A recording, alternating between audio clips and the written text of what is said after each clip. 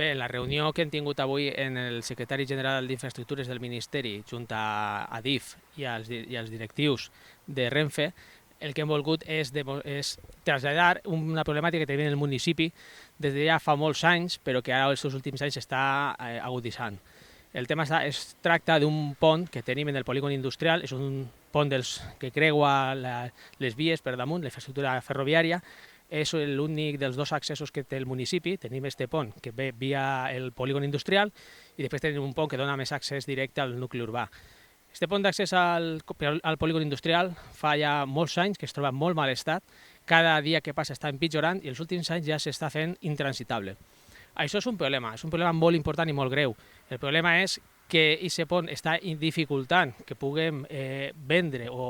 oferir el polígon industrial com deuria en un moment de crisi tan gran com el que tenim i que seria el moment de diversificar els sectors productius del poble. Ens trobem que no podem vendre un polígon que està desenvolupat perquè no tenim una infraestructura digna d'accés. Però tal vegada no siga el pitjor dels punts. És molt important, però el problema és la seguretat. És un pont que genera una gran inseguretat que en qualsevol dia podrien tindre una desgràcia. De moment no està passant res, però sí que és cert que els camions de gran tonatge que passen per damunt dia darrere dia, perquè n'hi ha indústries del sector del taulell, i són camions molt pesats, dia darrere dia estan passant i l'estat en el que es troba és molt difícil i és un estat molt greu i damunt no s'estan fent front els diferents ajuntaments de les corporacions dels municipis colindants, tots estan d'alguna manera defensant que el pont no li correspon a ells. Aleshores, en la reunió d'avui el que hem d'intentar deixar molt clar és que ahí tenim un problema que se necessita una reparació urgent i que per això necessitem, el primer, tindre clar qui ha de fer aquesta reparació. Des del Ministeri ens han dit que s'ha de reparar al municipi al que se li ha atorgat i s'han compromès en breu a donar-nos exactament l'acte de cessió d'aquest pont en el moment que es va construir i es va cedir al municipi. A partir d'ahí tindrem un municipi clar al que assenyalar i dir-li que ho ha de reparar. I tot dit això també ha de quedar molt clar que necessitarem recursos per a poder fer-ho i que ni el Ministeri ni cap altra administració pot delegar únicament en un municipi de 2.800 habitants la reparació d'una infraestructura que pot suposar un greu problema per als seus recursos econòmics, el seu pressupost. Doncs jo crec que Compromís per Vila-real pot dir que està satisfet una mica en la reunió que han tingut avui, perquè per la part nostra, les reivindicacions més fortes que hem portat, que ha sigut el tema del pas soterrani de l'estació de Vila-real, tant el director general s'ha mostrat que és una persona que s'implicarà de forma personal en aquest cas i que estan disposats a barallar. I per l'altra part, el tema de la intermodal, també ens han dit que per la seva part no n'hi ha problema en sentar-nos tots en una mesa de negociació i de parlar si realment on té que anar aquesta estació, ja sense parlar si té que anar a Castelló o a Vila-real, i ell ens convida a convidar tant al Ministeri com a la Generalitat per defensar el nostre dret, que vaig a la nostra ciutat. Han defensat el tema dels problemes que tots els veïns i veïnes de la nostra ciutat estan tenint pel tema de les obres,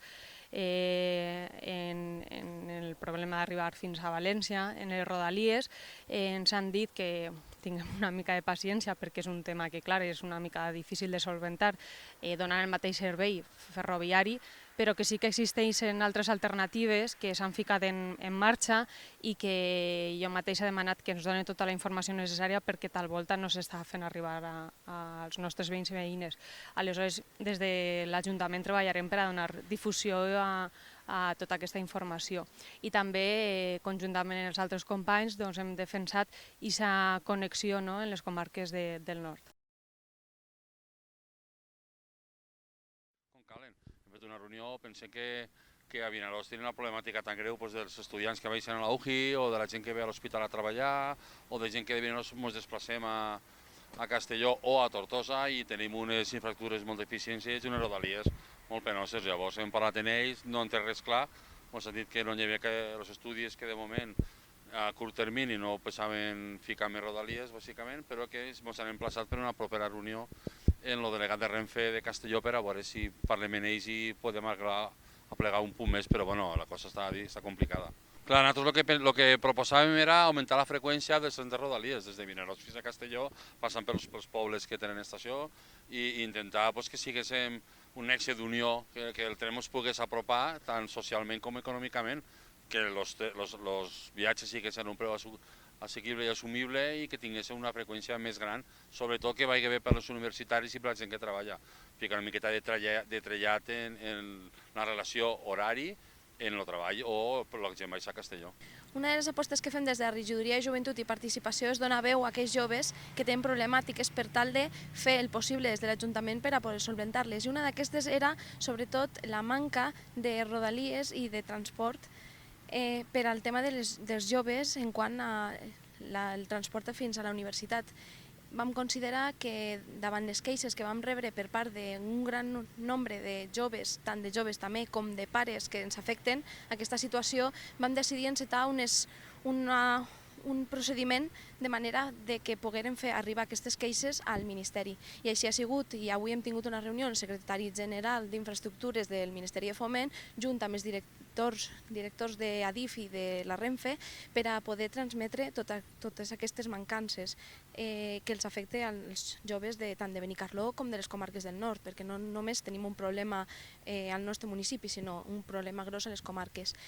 En valoracions d'aquesta reunió, doncs l'acceptació ha sigut bona, però pensem que els resultats no han sigut del tot els que nosaltres volíem aconseguir, donat que no han decidit res a curt termini, és a dir, cap solució que pugui solventar-se, donat que van començar els problemes a l'agost i les universitats començaven entre setembre i octubre. Hem fet des de la meva part, hem presentat unes possibles solucions i sobretot que es basen en les tarifes dels rodalies i dels trens i sobretot en els horaris, ja que la mancança la trobem a l'hora de poder combinar els horaris de trens amb els horaris que realment necessitem. Per part del secretari ens han comentat, el secretari general, que quan passe tot el tema de les obres serà un altre moment per a començar a parlar del tema. Així doncs, també ens han informat des dels directors de la Renfe que mantindrem reunions per a valorar com està el tema i sobretot per a buscar una solució, ja que per a nosaltres és necessari que els joves puguen continuar en la seva feina i que no suposi una despesa gran a l'hora d'anar-se a estudiar, ja que només a l'hora d'anar-se a estudiar entre el lloguer de pis i tot ja suposa una despesa gran i per això tenim que buscar la solució entre tots i sobretot des dels ajuntaments per a donar suport als nostres joves. Bé, nosaltres avui hem tingut una reunió amb el secretari general d'Infraestructures al Ministeri de Foment i un seguit de representants tant d'Adif com del Ministeri de Foment pròpiament per a explicar-los totes les mancances en matèria d'infraestructures, i en especial ferroviaris a les comarques de Castelló. Aquesta petició se fa després d'haver sol·licitat al Senat la compareixença de la senyora ministra de Foment, la qual per la pròpia solució del Senat no s'ha pogut materialitzar. Aleshores, el que han fet és, tant jo com a senador com a un seguit de consellers dels nostres pobles, aportar-li un dossier en propostes concretes per a la millora de les nostres infraestructures. Aquesta petició se fa després de que el Partit Popular votara en contra de totes les esmenes que demanàvem inversions per a les comarques de Castelló, que recordem que són inversions que no són noves d'este any, sinó que són velles reivindicacions històriques que tenim en les nostres comarques i que any rere any no se materialitzen en cap tipus d'actuació concreta. Nosaltres vam demanar partides econòmiques per a poder fer la realitat, el Partit Popular va tornar a votar en contra i avui les hem tornat a demanar. L'actitud que ha tingut els representants del Ministeri ha sigut cordial, però també un poc de la sensació d'una presa de pèl com a que totes aquestes reivindicacions que estem dient s'estan complint o estan estudiant-les i moltes d'aquestes són estudis que se venen repetint com a promeses any rere any. La sensació de la que morixim és simplement això, són bones paraules de nou, però cap tipus de realitat. Hem recordat velles reivindicacions o vells informes que ells mateixos van fer públic en el seu temps, com si foren informes seriosos, i avui ens han reconegut que són informes seriosos, com els que s'han presentat pel ministre de Foment en ocasions, el ministre Blanco, la pròpia ministra Pastor, simplement eren PowerPoints o presentacions en un full. No hi havia darrere cap tipus d'estudi seriós. Per tant, el que tornem a dir, si aquest tipus estem treballant, estem estudiant, són simplement fer PowerPoints o fer fulls escrits en promeses abstractes, això no es val. Nosaltres el que volem són inversions que hem repetit avui que no són econòmiques tampoc, perquè no estem demanant grans desembolsaments econòmics, no estem demanant un AVE fins a Vinaròs, simplement estem demanant que aquestes infraestructures que tenim, que són les vies, se puguen utilitzar. Si demanem més trens, simplement és ficar una màquina més